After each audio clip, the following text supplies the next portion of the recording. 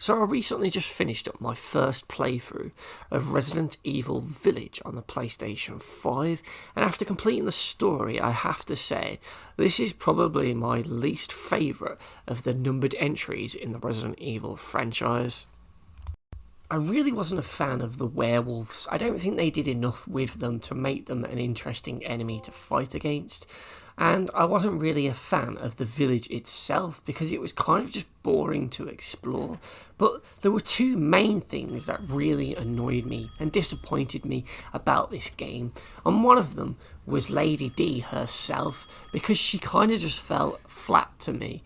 And I really didn't think she was that intimidating when it came to actually facing off against her, because we've seen this character type, this big, huge, tank-like creature that's kind of invincible that you have to just try and avoid as it chases you through the environment several times already in Resident Evil games. I mean, we've had Resident Evil 7 with Jack chasing you around the house. We then had Remake 2 with the Mr. X chasing you around. Then we had the Nemesis remake with, of course, Nemesis himself chasing you around. And now, the fourth game in a row, we get Lady D doing the same trick over and over again. And it's kind of got a bit stale and a bit boring now, because in each of those games, I dealt with them the same way. I would be walking along and they would come round the corner or whatever, and then I would do a 180, run back into the room I was just in, find an object like a chair or a table, stand on the other side of it, wait for that character to come in, it will then stand the other side of the table, and then as they walk around it to try and get me, I then run around the opposite way and then leg it out of that room. And I've rinsed and repeated that strategy for every single one of these games that have had these big characters in them. And I just think it's really disappointing with the fourth game in a row doing this, that these characters and their AI just hasn't really changed at all. And it's so just boring now at this point. And Lady D herself just didn't feel intimidating as a result. And I think if they're going to do this in the next Resident Evil game, then it definitely needs a drastic rechange. The AI definitely needs to improve and be much more fluid, dynamic, and sort of environmentally based, and also reactionary based to what the player has been doing and is currently doing. It's more like how it is in Alien Isolation, and the way that Alien can hunt you down through your sounds, and it will learn from what you do and how to avoid your attacks. That's what these big characters in Ready need to do.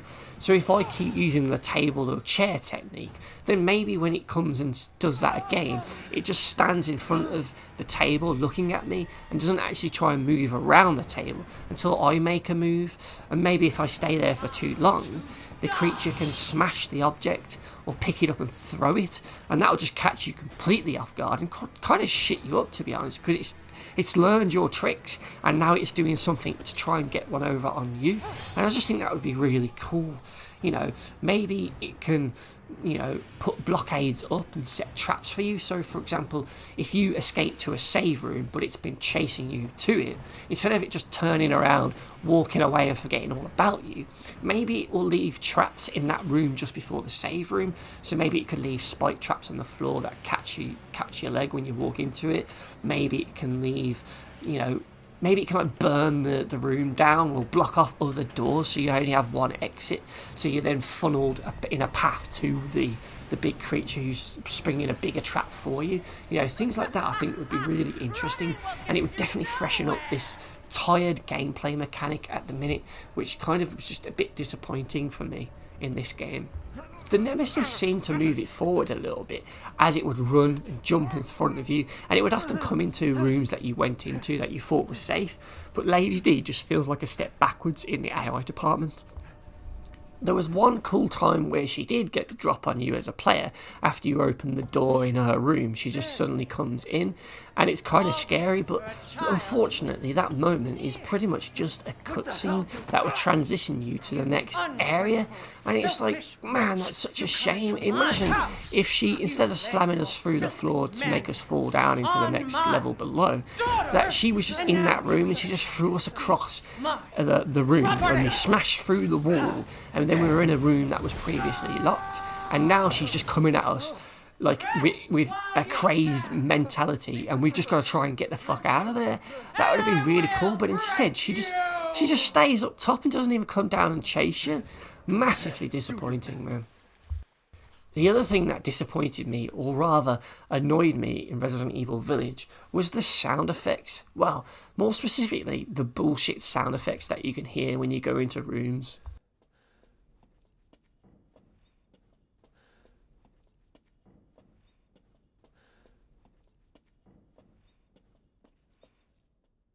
Yep, those random ambient sound effects that they put in where you'll hear like the floorboards above you as if someone's running across there, or you'll hear some bangs as you go into a room, but then when you turn around there's literally just nothing there, and it's just like, what are they doing? They do it at the very start when you're walking through the woods in the dark and you think things are there, but they're not really. You're just hearing twigs snap, but no one is around. No one ever comes out for the most part with this. So you're just hearing a load of bullshit sound effects to try and freak you out and scare you. But for me, they just didn't work in that regard. If anything, they just annoyed me, because it was just like, great, yeah, a load of bullshit sound effects. The only times where they would actually be real is when the actual game music would kick in. Then you would know that a battle would be taking place because zombies or the lichens were going to be there, and then you would start to hear them banging and making noise. But for the most part, you can just walk straight forward down a hallway in confidence that all these little taps, chair creaks, floorboards banging, windows shutting, or whatever it is the noise may be, that they're just bollocks and nothing's there and nothing's going to come out at you. They're just doing it to try and freak you out, and as soon as you realise that it's fake, you just basically you become immune to it and you just walk through it. Like, I would just completely ignore all these sound effects and carry on walking around because I know that nothing's there. And if something is there, then I know the actual background music will kick in to signify a battle. So it just kind of voids the whole suspense of it. And I just think it's a really lazy way to do the sound effects, to be honest. Why can't they do it like this scene here?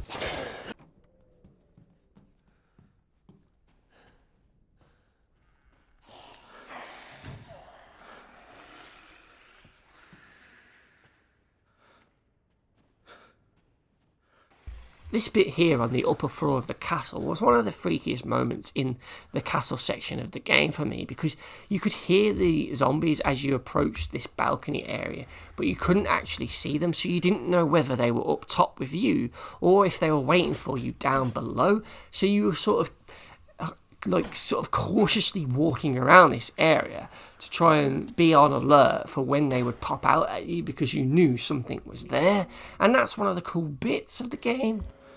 Yet, for the most part, the game just puts these bullshit sound effects in when nothing's going to be there, and it just gets really annoying to just constantly hear these like footsteps or rattling of things and banging of things when you just know that nothing's there.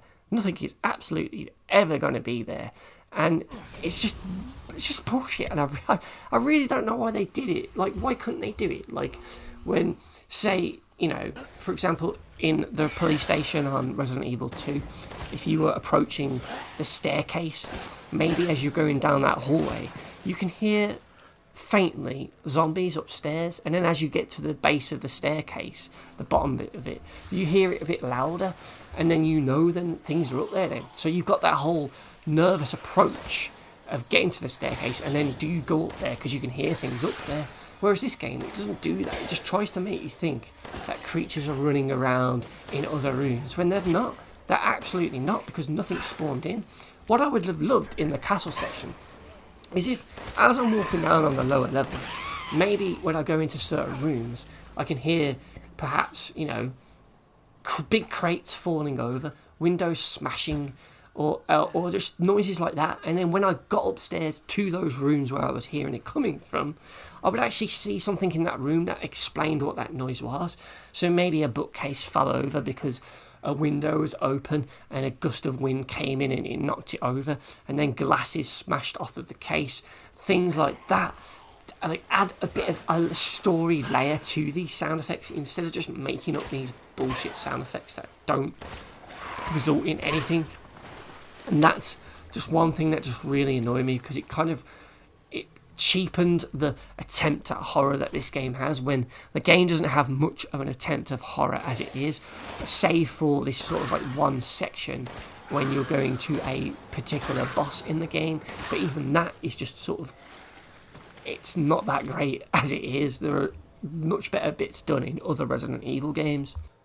And what worked well with the classics was the fixed camera angle, because it made it so that the scary things were what you couldn't see, what wasn't on screen. And I feel like they try to do that with the sound effects here, but they're just bullshit and it never works. I want to hear Lady D upstairs hunting around for things.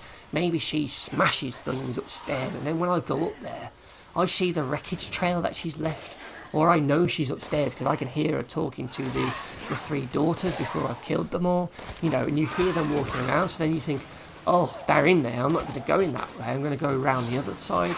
You know, things like that. When I'm in the woods and I hear the twigs snap, I want to turn to the right where the sound was coming from. And then I want to see like the bushes shake because a creature is then running away. You know, things like that. I don't want to just turn and then, oh, there's nothing there. It was just a fake sound effect. I just think it's just a cheap gimmick, and it just doesn't work for the horror thing for me. I mean, sure, at first, when I was going through the woods in the dark at the start of the game, I did think, oh god, is there things there? But then by the time I got to the village and went through the first couple of buildings and could hear these random sound effects, and then I'd go around the corners of the buildings into the next room and nothing was there, I quickly realised that, yeah, these sound effects are just bullshit. And then I just ignored them as I went through the game. So when I was going through most of the castle section, the stronghold and all the other rooms in the later sections of the game, I was just basically ignoring the sounds. I'd be walking down a corridor, you'd hear all these noises, but I wouldn't be reacting to it because I know it's bullshit. The only times where enemies would come out is when music would play, because it was like a battle. I don't know, maybe it's just me being nitpicky, but for me, these two things kind of killed my enjoyment of the game. But to be honest, there were a lot more things that I didn't like about this game. The whole werewolf thing was just underutilised. Like, in certain scenes, you'll see them running across the rooftops, but they barely do that. I want them to be, like, climbing the walls if possible, you know, jumping off roofs and getting the drop on me. But again, once they land on the floor and they're walking, they do that tired old thing in all the Resident Evil games where they'll quickly run towards you, but then just stop short of you, and then try and wobble around to try and avoid the headshot before you then easily take them out. So they're kind of just boring to fight. And then when they gave them the crossbows and axes later on in the game, it was kind of like, well, why don't they just be zombies? Why did they have to be werewolves? And it just didn't really feel like a Resident Evil game to me. And I get they were trying to go with like a Resident Evil 4 style of game, but for me it just felt like a cheap imitation of it. And after the awesomeness that was Resident Evil 7, which was a really strong game, admittedly the ooze bits, the mold bit towards the end of the game kind of lost its appeal, but the opening bits in the house, the outside huts, and then the saw style bit were really good. But this game, there wasn't really many sections that I enjoyed, and it lacked that horror aspect to it for me. And that's what I want from a Resident Evil game. I mean, why would you try and make it appeal to non-horror fans? I get it, you want the money, but the series is a horror game for a reason. That's what people enjoy. From that first moment in Resident Evil 1 when the dogs jump through the windows and scare the shit out of you, to seeing the Nemesis come at you for the first time, or fucking the axe guy in the later Resident Evils, or any of the other bits with like the liquor and things like that. That's what we remember about the game. In Resident Evil Village, I'm going to remember bullshit sound effects and stupid AI. That's pretty much it. Just a disappointing game for me. And yeah, I'm going to platinum it, so I'm going to play it several more times. But yeah, I was just really underwhelmed. Ethan Winters sucks ass. I didn't like the story. I thought it was stupid. And yet there were signs that it could have been really great. That first bit where you meet all of the villains and they're like having that meeting where you're captured. I thought, oh yeah, this is going to be a really interesting game. And the way that lady Dimitrescu, she was like not really liking the madam woman, the main one.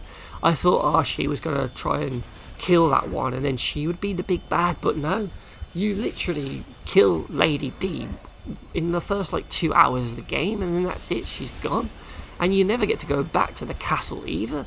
And it's just like, and sure, the doll boss was really cool, but it wasn't much of a fight, and it wasn't much of an environment. You pretty much just in and out within an hour. And all the other bosses were disappointing. And the worst one, my god, the worst one was Heisenberg, who was actually a kind of decent character. But his boss fight, oh my god, you're literally in a mech just shooting the shit out of this giant Metal Gear style robot thing. It's just, it was just terrible. It's the jump the shark moment of the game, and it's just like, what the hell is this? What were they thinking with this? It's just absolutely terrible. People complain about the Chris Redfield part, but I actually enjoyed that. That was probably one of the more enjoyable sections of the game for me, because I could just blast everything. But this boss fight was just a fucking joke. And speaking of Chris Redfield, what the hell happened to him? Because from the box art, where you see half of his face is normal and the other half is like a werewolf type thing, I thought Chris Redfield was going to be infected with the virus or something, and that's why he does what he does at the start of the game, and you kind of get the feeling as you're going through the game that he's evil. But that storyline just never really happened. Chris just does these things and could clearly just easily tell Ethan what's going on, but for some reason he doesn't, until the very end of the game, where he just goes, yeah, I did this because of this. Sorry, I should have told you earlier, really, shouldn't I? Shit. And it just kind of felt like there was lots of ideas for this game, and maybe things just changed halfway through development or something. I think it was supposed to be Resident Evil Revelations 3 at one point, and then they turned it into Resident Evil 8. So maybe Chris would have been infected with the virus or something at some point, because the box art seems to convey that. Why would you put half of his face as the werewolf type thing? I don't get it, because that's not in this game at all. So that was another thing that sort of disappointed me, because Chris is just a prick in this, and he's one of my favourite characters. He's one of the original heroes, and they kind of just make him to be a bit of an asshole in this. I didn't really like that, but yeah, I've rambled for nearly 20 minutes now on why I don't really like Resident Evil 8. But yeah, as I said, I'm going to go for that Platinum Trophy anyway. So I'm going to play it a few more times, and maybe my opinion of it will change slightly. But for a first playthrough, it's just left a sour taste in my mouth. And with the direction the series looks to be going in, I'm not really looking forward to 9 either, to be honest. But yeah, that's my thoughts. Let me know what you thought of it in the comments below. Thank you very much for watching, and I'll see you next time.